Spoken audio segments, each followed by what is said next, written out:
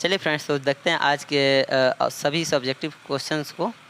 जैसे कि हम लोगों ने पिछले वीडियो में देखा था चैप्टर 1 के सभी महत्वपूर्ण ऑब्जेक्टिव क्वेश्चन को, उस तरह से हम यहाँ सभी महत्वपूर्ण सब्जेक्टिव क्वेश्चन को देख लेते हैं और समझते हैं, और उम्मीद करते हैं कि आप लोग समझ में आएगा और याद भी हो जाएगा। आपको इसे रटने की थोड़ी भी ज़रूरत नहीं है यदि आप रेगुलर वीडियो को देख रहे हैं तो। जिस तरह से हमने लेखक के जीवनी को बताया, चैप्टर के सारांश को बताया, और उसके बाद में हमने ऑब्जेक्टिव कराया, और अब जो है बारी है सब्जेक्टिव की। ठीक है, तो जैसे कि यहाँ पे क्वेश्चन है, अगर इसमें देखिए, यहाँ पे इसमें गलती से टाइप हो गया है, यहाँ इसमें नहीं होगा, यहाँ पे होगा आपका मनुष्य में, यहाँ इसकी जगह पर हो जाएगा मनुष्य में। ठीक है, यहाँ पे हो जाएगा मनुष्य में। तो अगर मनुष्य में, यहाँ पे आपका हो जाएगा मनुष्य में। ठीक है, यदि मनुष्य में वाक शक्ति नहीं होती तो क्या होता। देखो, वाक शक्ति कहने का मतलब है, वाक शक्ति कहने का मतलब है बोलने की शक्ति। वाक शक्ति का अर्थ होता है बोलने की शक्ति। हम इसका कलर चेंज कर लेते हैं। ठीक है, हाँ अब ठीक रहेगा। वाक शक्ति यहाँ पे ये ठीक है। वाक शक्ति का मतलब है बोलने की शक्ति। अगर मनुष्य में बोलने की शक्ति नहीं होता तो क्या होता। सोचो, यदि हम खुद नहीं बोल पाते हैं तो क्या हम इन बातों को आप तक पहुंचा पाते हैं? नहीं, ये संभव ही नहीं है। ना ही आप अपने फीलिंग्स को दूसरे तक पहुंचा पाते हैं, नहीं शेयर कर पाते हैं। आप अपने दुखों को, अपने खुशी को, आप किसी भी चीज़ को दूसरे के समक्ष व्यक्त नहीं कर पाते हैं। तो मनुष्य में जो वाक शक्ति है वो काफ़ी अद्भुत शक्ति है। ये एक ईश्वर का दिया हुआ वरदान है जो हम लोग को गिफ्ट में मिला हुआ है। चलिए आगे देखते हैं। उत्तर हो जाएगा मनुष्य बुद्धिमान प्राणी है। इसमें तो कहीं शक वाली बात नहीं है। पृथ्वी पर सभी उपस्थित जीवों में सबसे बुद्धिमान प्राणी मनुष्य है। तो ये लाइन तो आपको सहज ही याद हो जाएगा कि मनुष्य जो है एक क्या है, बुद्धिमान प्राणी है। उसे भाषा बोलने की पूर्ण क्षमता प्राप्त है। जो मनुष्य है इसे भाषा बोलने की पूर्ण क्षमता प्राप्त है। अब यह भाषा कहने का मतलब, बोलते तो सभी जीव हैं, सभी जीव बोलते हैं, लेकिन उनकी अपनी अपनी अलग अलग तरीके हैं। एक जीव का भाषा दूसरा जीव नहीं समझ पाता है। तो यहाँ पर भाषा कहने का मतलब है लिखित या मौखिक। तो मनुष्य में जो है भाषा बोलने की पूर्ण क्षमता है। बोलने की क्षमता से ही वह मनुष्य कहलाने का अधिकारी है। यदि हम में बोलने की क्षमता नहीं होती तो हम मानव कहलाने का अधिकारी नहीं होते हैं। मानव कहलाने का अधिकारी है क्योंकि इसमें बोलने की क्षमता है। ठीक है, सबसे पहला लाइन कि मनुष्य एक बुद्धिमान प्राणी है। दूसरा लाइन, भाषा बोलने की क्षमता के कारण ही मनुष्य कहलाता है। यदि सोचो, मनुष्य नहीं बोल पाता, अन्य जानवरों की तरह अपने भाषा को व्यक्त नहीं कर पाता, तो यह भी एक जानवर ही महज रहता। बस अंतर इतना है कि इसमें पूँछ नहीं रहता। अन्य जानवरों में, लगभग सभी जानवरों में पूँछ होता है, इसमें पूँछ नहीं रहता, तो इसे कहते हैं बिना पूँछ वाला जानवर।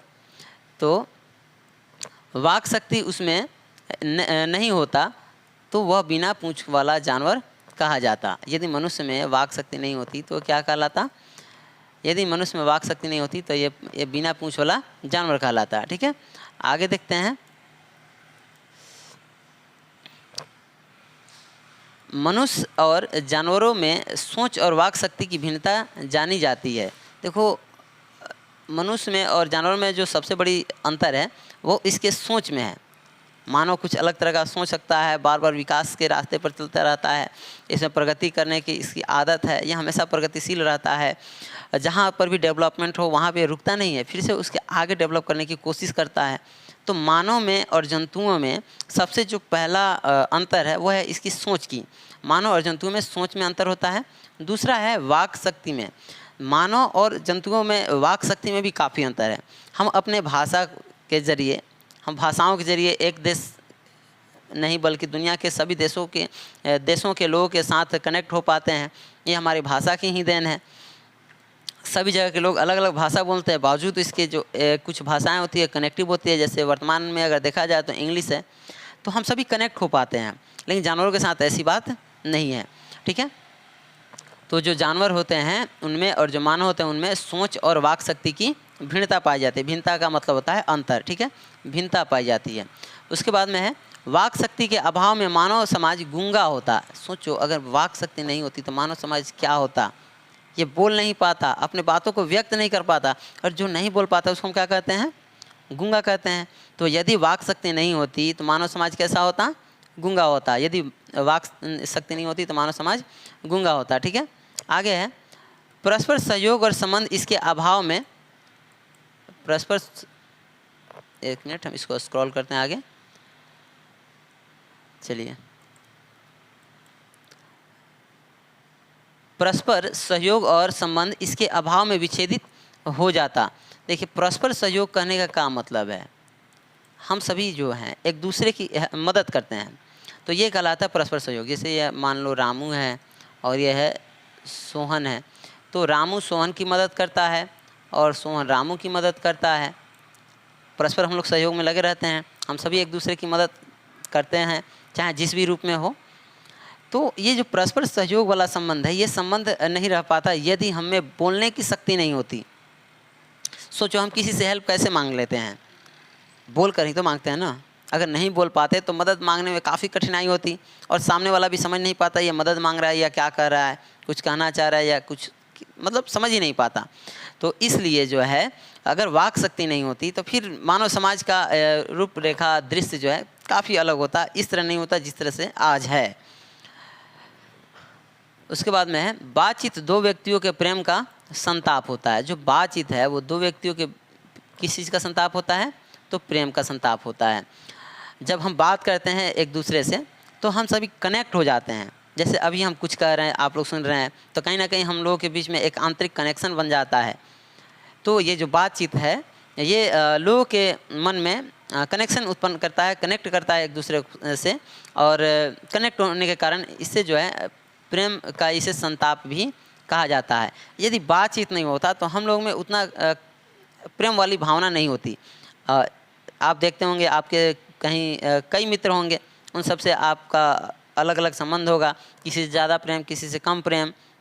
एक मित्र जो आपसे 5 साल पहले मिला था और एक मित्र जो आपके साथ रोज़ रह रहा है, दोनों में प्रेम में अंतर है। आप दोनों से अलग अलग लेवल का प्रेम करते हैं।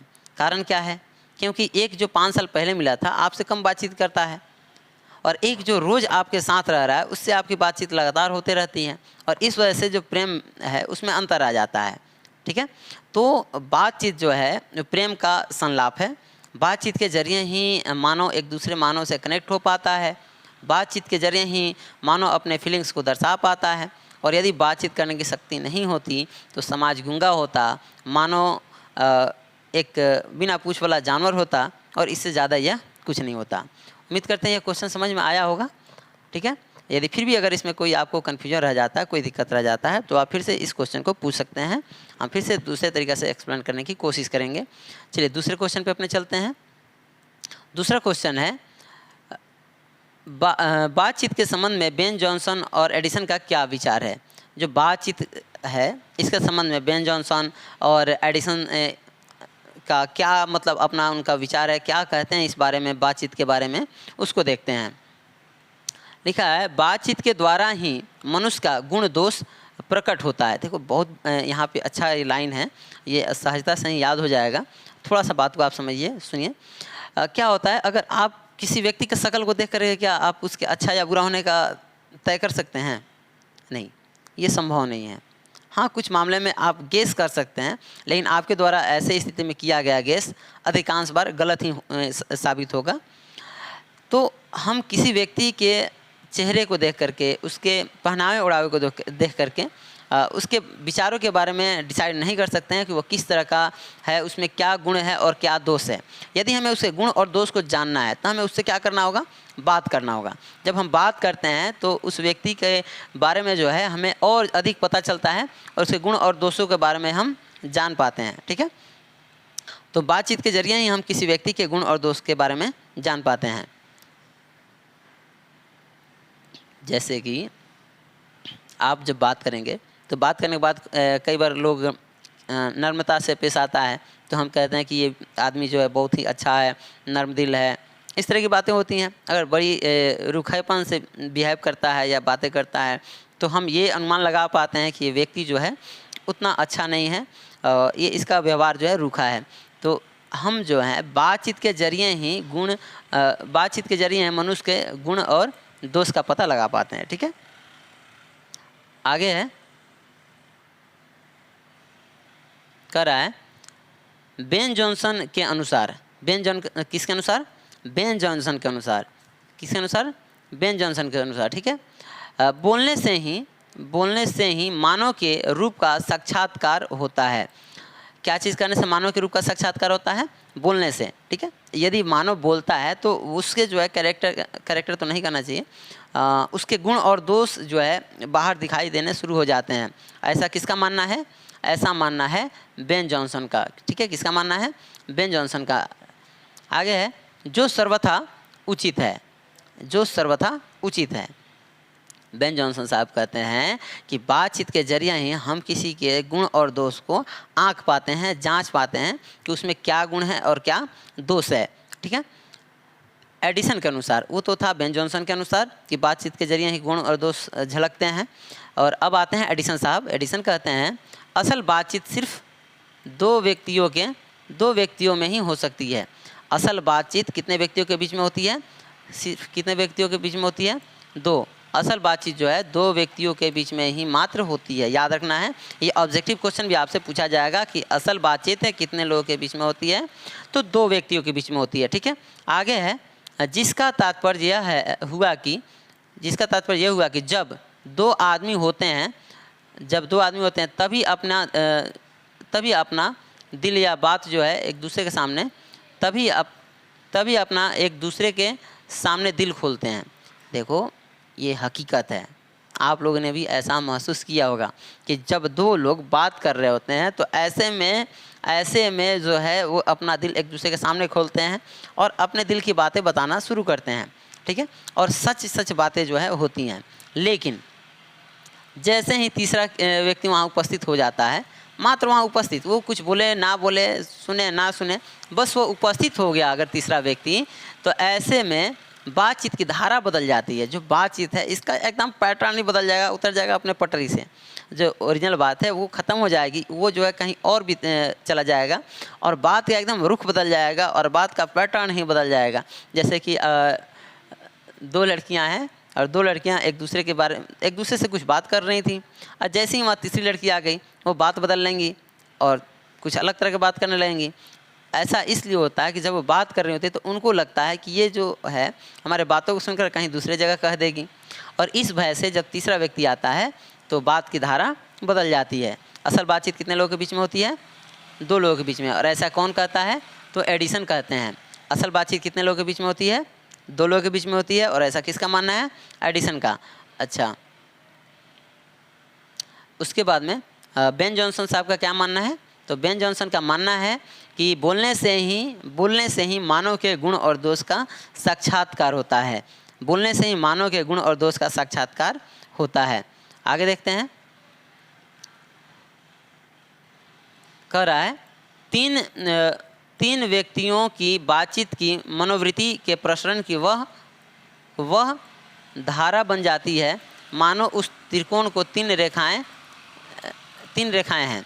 जैसे कि यहाँ लेखक जो यहाँ पे एडिसन साहब हैं, इनका कहना ये है कि जब तीन लोग आ जाते हैं तो ये इस तरह से कुछ बन जाता है। यहाँ है पहला व्यक्ति, यहाँ है दूसरा व्यक्ति और यहाँ है तीसरा व्यक्ति। तो ऐसे में एक त्रिभुज का निर्माण हो जाता है। और त्रिभुज का निर्माण कहने से ये तात्पर्य है कि बात ना तो डायरेक्ट इसके पास एक बार में जा पाएगी और ना ही बात इसके तरफ भेजना है। यहाँ बात दोनों के पास भेजना है। वही बात यहाँ लागू होता है। जब ये बोलेगा तो ये भी सुनने वाला है और ये भी सुनने वाला है। ठीक है, जब ये बोलेगा तो ये भी सुनने वाला है और ये भी सुनने वाला है। तो ऐसे में यहाँ दो लोगों के बीच का कनेक्शन टूट जाता है। लेखक कहते हैं, जो एडिसन साहब हैं, ये कहते हैं कि जब दो लोग होते हैं तो एक वक्ता होता है और दूसरा श्रोता होता है जो सुनता है। ठीक है, और दूसरे बार जब ये बोलता है तो ये सुनता है। तो ऐसे में ओरिजिनल बातें हो पाती हैं, सही बातें हो पाती है, सच्ची बातें हो पाती हैं। लेकिन जैसे इसमें तीसरा आता है तो ये बात जो अपने पटरी से उतर जाती है। अब यहाँ पे तीन व्यक्ति जब आएंगे तो एकदम जाहिर सी बात है कि एक वक्ता होगा, दो श्रोता होंगे। यहाँ पे एक वक्ता होगा, दो श्रोता, श्रोता मतलब सुनने वाला, वक्ता मतलब बोलने वाला, ठीक है। तो एक बोलेगा तो दो सुनेंगे, फिर ये भी बोलेगा तो दो सुनेंगे, और ऐसे में वह अपने दिल को खोल करके नहीं रखेंगे, और जो रियल बातें हैं वो नहीं हो पाएंगे, जो होनी चाहिए, जो ओरिजिनल बातें हैं, रियलिटी हैं, वो नहीं होंगी, ठीक है। आगे लेखक कहते हैं, 3 व्यक्तियों के बीच बात की मनोवृत्ति के प्रश्न की वह धारा बन जाती है, मानो वो उस त्रिकोण के 3 रेखाएं हैं, 3 कोणों या 3 शीर्षों, ठीक है। बातचीत में जब 4 व्यक्ति लग जाते हैं तो बेतकल्फी का स्थान फॉर्मालिटी ले लेती है। जब बात में जैसे कि 2 व्यक्ति थे तो रियल बात हो रही थी, तीसरा व्यक्ति आया तो तीसरा के आते ही बात का पैटर्न बदल गया, बस ऐसे फॉर्मालिटी के लिए बात करने लग रहे थे। और जैसे ही चौथा व्यक्ति आ जाता है, जब 4 व्यक्ति हो जाते हैं तो बस फालतू की बातें, बेतकल्फ़ी की बातें, फॉर्मालिटी निभाते हैं कि हम सभी बैठ करके बात कर रहे हैं, लेकिन उनमें वास्तव में कोई रियलिटी वाली बात नहीं हो रही होती है। बस वे टाइम को काट रहे होते हैं, ऐसा फीलिंग दिला रहे होते हैं कि हम सभी क्या कर रहे हैं, बात कर रहे हैं, लेकिन वहाँ कोई बातचीत नहीं हो रही होती है, बस टाइम काटा जाता है, ठीक है। तो उम्मीद करते हैं कि ये बात समझ में आई होगी। क्वेश्चन था, एक बार और देख लेते हैं कि बातचीत के संबंध में बेंसन और एडिसन का क्या विचार है। तो जॉन बेंसन कहते हैं कि बात से ही गुण दोष दिखाई देता है, और एडिसन कहते हैं बात 2 लोगों के बीच ही होती है, तीसरा चौथा के बीच क्या कंडीशन होता है ये भी बता दिए। 5वें लोग अगर आते हैं तो राम और मंगल होता है, ये तो आपको पता है। चलिए आगे क्वेश्चन भी यही है, सेम क्वेश्चन ये है कि राम और मंगल का अर्थ बताइए। ये सब क्वेश्चन पूछा हुआ क्वेश्चन है, आपके बोर्ड एग्जाम में पूछा हुआ क्वेश्चन है, और उम्मीद है कि इस बार भी इसी में से आएगा, बाहर से नहीं आएगा। जो भी हम क्वेश्चन बता रहे हैं, अगर इस चैप्टर से क्वेश्चन पूछा भी जाएगा ना तो यहीं से आएगा, आप उम्मीद रखें। और इसे बाहर पढ़ने की कोई ज़रूरत ना है, जितना हम पढ़ा रहे हैं उतना पढ़ें। राम और मंगल का अर्थ क्या है? जैसे कि हमने बताया है कि 2 व्यक्ति होंगे, 2 व्यक्ति होंगे तो रियल बातें होंगी, ठीक है। तीसरा व्यक्ति क्या आते हैं, त्रिभुज का निर्माण होगा, और बस बात जो है ऐसे होता रहेगा, लबरेई का, झूठ मूठ का, कुछ उसमें रियलिटी रहती नहीं है। और जैसे ही चौथा व्यक्ति आएगा तो अब ये बात जो है फॉर्मालिटी का स्थान ग्रहण कर लेगी, बस इसमें फॉर्मालिटी रहेगा, सभी एक दूसरे का टाइम काटेंगे, सभी एक दूसरे से बात करेंगे, लेकिन इसमें किसी भी तरह की सच्ची बातें नहीं होती है, तो बस ये फॉर्मालिटी के खातिर ही रह जाती है। और जैसे ही इसमें एक 5वां व्यक्ति आ जाएगा, जैसे ही 5वां व्यक्ति आ जाएगा तो इसको कहेंगे हम राम रमौगल, ठीक है। 2 व्यक्ति के बीच की बात सच्ची बात, 3 व्यक्ति के बीच में बात धारा से उतर जाती है, चौथा व्यक्ति आता है तो बस फॉर्मालिटी रह जाती है, और 5वां आता है तो हम इसको कहते हैं, क्या कहते हैं, राम रमौगल, ठीक है। तो उम्मीद करते हैं कि आपको राम रमौगल का अर्थ समझ में आया होगा। प्रस्तुत पंक्ति बालकृष्ण भट्ट रचित बातचीत शीर्षक पाठ से उद्धृत है। उद्धृत करने का मतलब लिया गया है। तो ये जो प्रस्तुत पंक्ति है ये बातचीत चैप्टर से लिया गया है, और इसके राइटर के हैं तो बालकृष्ण भट्ट जी हैं, ठीक है। बातचीत 2 आदमियों के बीच संभव होता है। बातचीत कितने आदमियों के बीच संभव होता है? 2। तीसरा आदमी के आ जाने पर बात बदल जाता है। बात क्या हो जाता है? बदल जाता है। बात जारी नहीं रह पाती है, मनोरंजक बातें शुरू हो जाती हैं। 2 आदमी हैं तो रियल बातें, तीसरा आएगा तो बस मनोरंजक बातें। और देखो, और यदि 4 या अधिक व्यक्ति आ जाते हैं, यहाँ 4 नहीं, 4 आते हैं तो फॉर्मालिटी वाली बातें रह जाती हैं, और 4 से अधिक अर्थात 5 व्यक्ति अगर आ जाते हैं तो अब बातें फॉर्मालिटी से निकल करके चली जाती है, और उसी को कहते हैं राम रमौगल, ठीक है। तो इसे राम रमौगल कहा जाता है। उम्मीद करते हैं इस बात समझ में आई होगी। तो राम रमौगल का मतलब समझ गया। अगला क्वेश्चन पे चलते हैं। देखिए, अन्य क्वेश्चन में तो ये लिखना भूल गए हैं, सभी ये क्वेश्चन पूछे गए हैं और ये बार बार पूछे जाते हैं, तो ये भी पूछेगा क्वेश्चन। बातचीत की कला अर्थात आर्ट ऑफ कन्वर्सेशन क्या है? बातचीत की कला अर्थात आर्ट ऑफ कन्वर्सेशन। आर्ट मतलब होता है कला, आर्ट मतलब होता है कला, और कन्वर्सेशन मतलब होता है बातचीत। तो बातचीत की कला से आप क्या समझते हैं? बातचीत की कला क्या है, ठीक है। तो आंसर जानते हैं। प्रस्तुत निबंध में बातचीत की महत्ता पर प्रकाश डाला गया है। जो प्रस्तुत निबंध है, प्रस्तुत निबंध का मतलब समझ रहे हो ना? हाँ, प्रस्तुत निबंध कहने का मतलब बातचीत, जिसके बारे में हम लोग पढ़ रहे हैं अभी, लगातार 2-3 दिनों से यही पढ़ रहे हैं, 2 दिनों से। तो प्रस्तुत जो पंक्ति है आर्ट ऑफ कन्वर्सेशन, बातचीत की कला या आर्ट ऑफ कन्वर्सेशन, ये किस चैप्टर से ली गई है? तो बातचीत से ली गई है, और इसके राइटर कौन है? तो बालकृष्ण भट्ट जी हैं, ठीक है। यूरोप के लोगों यूरोप के लोगों का आर्ट ऑफ कन्वर्सेशन जगत प्रसिद्ध है। जगत प्रसिद्ध मतलब समझ रहे हो, जगत मतलब संसार, वर्ल्ड, और प्रसिद्ध मतलब फेमस। तो जो आर्ट ऑफ कन्वर्सेशन है कहाँ के लोगों का, लेखक कहते हैं यूरोप के लोगों का। यूरोप के लोगों का जो बात करने की जो शैली है, जो बात करने की कला है, उसको इंग्लिश में आर्ट ऑफ कन्वर्सेशन कहा जाता है। तो जो बात करने की कला है वो काफ़ी प्रसिद्ध है, वर्ल्ड में जाने जाते हैं ये आर्ट ऑफ कन्वर्सेशन के कारण। यहाँ के लोगों में बात करने की जो कला है, उस कला की वजह से ये पूरी दुनिया में जाने जाते हैं। पारिवारिक और सामाजिक जीवन को सुलभ और सुखद बनाने में इसका बहुत बड़ा महत्व होता है। लेखक कह रहे हैं कि बातचीत की जो कला है, ये बातचीत की कला पारिवारिक, सामाजिक और अन्य जो भी हमारे जीवन के पहलू हैं, उन सभी में हमारे जीवन को सहज बनाती है, सुखद बनाती है, और इससे हमें काफ़ी लाभ भी प्राप्त होता है। आर्ट ऑफ कन्वर्सेशन का अर्थ है वार्तालाप की कला। आर्ट मतलब कला होता है, आपको पता होना चाहिए। आर्ट का मतलब होता है, आर्ट मतलब होता है कला, ऑफ मतलब होता है का, और कन्वर्सेशन मतलब होता है बातचीत। ठीक है, यानी वार्तालाप, बातचीत को वार्तालाप भी बोलते हैं की कला, यानी बातचीत की कला को ही हम क्या बोलते हैं, आर्ट ऑफ कन्वर्सेशन बोलते हैं। ठीक है, आगे है, इस कला की समानता स्पीच या व्याख्यान नहीं कर सकता है। जो बातचीत जो है ना, स्पीच अलग चीज़ है, भाषण देना अलग चीज़ है, बात करना अलग चीज़ है। तो बातचीत की कला का समानता जो है स्पीच या व्याख्यान नहीं कर सकता है। जो बातचीत की कला है उसकी तुलना ना तो हम स्पीच से कर सकते हैं और ना ही व्याख्यान। व्याख्यान मतलब एक्सप्लेनेशन, एक्सप्लेन करना किसी भी बात को। बातचीत में क्या होता है, सामने कोई सुनने वाला होता है और वो आपसे जो है, आपसे भी कुछ बोलता है, आप भी कुछ उससे बोलते हैं, तो ये बातचीत कहलाता है। स्पीच कहने का मतलब आप सिर्फ बोल रहे हो और सामने वाले बहुत सारे लोग सुन रहे हैं।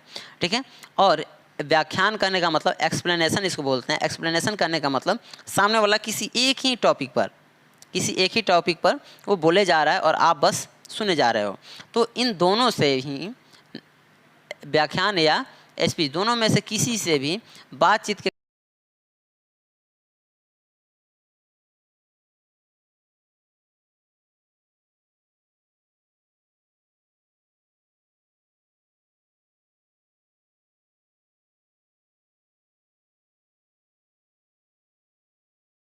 सही शब्द उच्चारण, सकारात्मकता, ये सभी एकदम इम्पॉर्टेंट है। यदि आप अपने आप को तेज़ दिखाना चाहते हो, स्मार्ट दिखाना चाहते हो, तो इन सभी चीज़ों का होना एकदम ज़रूरी है। सिर्फ आप अगर पढ़ने में तेज़ हो तो ऐसे में आप स्मार्ट नहीं कहलाओगे। आप पढ़ने में भी तेज़ हो, आप बोलने में भी तेज़ हो, आप जो है आपके आवाज़ में अच्छी मिठास हो, आप बातों को लयबद्ध तरीके से रख पाते हो, तभी आपको जो है समाज वाले स्मार्ट समझेंगे। ठीक है, ऐसे तो सभी आपस में बातचीत करते हैं, हम सभी करते हैं, इसमें कोई शक वाली बात नहीं है। आप भी करते हैं, खूब करते हैं, और लड़कियां तो बहुत ज़्यादा ही करती हैं, इसमें तो कोई शक वाली बात नहीं है। बातचीत करते हैं, परंतु कोई सफल होता है। देखो, बातचीत सभी करते हैं, बातचीत की जो कला है सबको नहीं आती है, और सभी उतने सफलता के साथ बातचीत नहीं कर पाते हैं जितनी सफलता के साथ बातचीत करनी चाहिए। जिस प्रकार लेखन में चिन्ह विचार, लेखन करने का मतलब जब हम लोग लिखते हैं कोई भी बात, तो उसमें फुल स्टॉप कहाँ देना है, कॉमा कहाँ देना है, इन्वर्टेड कहाँ देना है, इन सभी चीज़ों का ध्यान रखना पड़ता है। उसी प्रकार से चिन्ह का अर्थ आवाज़ और मुद्रा से व्यक्त किया जाता है। देखो, जिस तरह लिखने में हम लोग अलग अलग चिन्हों का प्रयोग करते हैं कि यहाँ अल्प विराम है, यहाँ पूर्ण विराम है, यहाँ थोड़ा रुकना है, यहाँ पूरा रुक जाना है, उस तरह से बातचीत में भी होता है। बातचीत में भी आप कहीं पे ज़्यादा रुक सकते हैं, कहीं पे थोड़ा विराम ले सकते हैं, कहीं आप अपने ध्वनि को अधिक तेज़ी से निकाल सकते हैं, कहीं कम निकाल सकते हैं। ये सभी चीज़ें जो है बातचीत की कला में आता है। जैसे कि आपको भाषण देने के लिए कह दिया गया, जैसे मान लो 15 अगस्त पे कह दिया गया, आप स्टेज पे गए, खड़ा हुए और बस माइक लिया और बस एक रट्टू तोते की तरह बकते चले गए, हमारा देश 15 अगस्त को आज़ाद हुआ था, हम सभी इस दिन झंडा फहराते हैं, इसलिए हम सभी यहाँ एकत्रित हुए हैं, और ऐसा कर रहे हो, तो ये भाषण नहीं है। हाँ, इसमें एक लय होना चाहिए कि आप उसको एक लयात्मक तरीके से कहाँ आवाज़ ऊंची करनी है, कहाँ डाउन करना है, कहाँ किस तरह से किस वाक्य को बोलना है, कहाँ पूर्णतः रुक जाना है, कहाँ थोड़ा सा विराम लेना है। इन सभी चीज़ों का आप ध्यान दे करके अगर बोल रहे हो तो आप एक अच्छे वक्ता कहलाओगे। और आप में माना जाए कि बातचीत करने की अच्छी कला है। अपने मोदी साहब को ले लो, मोदी साहब को ले लो, मोदी साहब में बात करने की बहुत ही बेहतरीन कला है। उनको देखोगे, अगर कहीं भी थोड़ी सी भी अगर दिक्कत होती है तो पहले तो वो सांस लेंगे अच्छी तरह से, और रुकेंगे, और उसके बाद में अपने बातों को रखना शुरू करेंगे। तो उसमें अटकने की कहीं कोई बात ही नहीं आती है।